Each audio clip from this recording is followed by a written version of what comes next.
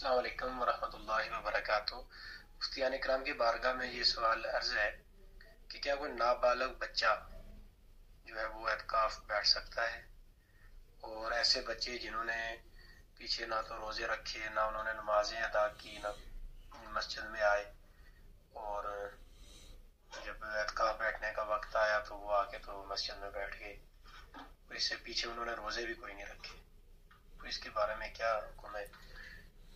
کیا وہ بیٹھ سکتے ہیں یا نہیں؟ جی وعلیکم السلام ورحمۃ اللہ وبرکاتہ۔ آپ کا سوال ہے کہ نابالغ بچہ اعتکاف پہ بیٹھ سکتا ہے؟ جی، جو بالغ ہونے کے قریب ہے وہ تو بیٹھ سکتا ہے۔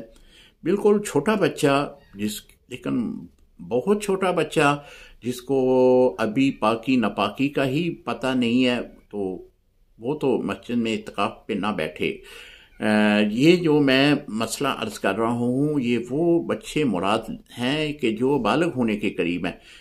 تو بالغ ہونے کے قریب بچے جو ہیں اگرچہ وہ بالغ نہیں ہوئے، وہ اعتکاف پہ بیٹھنا چاہتے ہیں تو بالکل بیٹھ سکتے ہیں، لیکن اس اعتکاف کے جو شرعی مسائل ہیں ان کی آگاہی ان کو ضرور دیں تاکہ وہ دنیاوی باتوں سے پرہیز کریں۔ اعتکاف میں وہ جو ہے عبادات پہ توجہ دیں، ان کی اصلاح کے لیے کوئی آدمی ایسا مقرر ہو جو ان کو شرعی مسائل بتائے، اللہ اور اس کے رسول کے احکامات بتائے، کیونکہ یہ 9 دن ہوتے ہیں، ان میں ان کی تربیت ہو جائے تو یہ بہترین عمل ہوگا۔ السلام علیکم ورحمۃ اللہ وبرکاتہ۔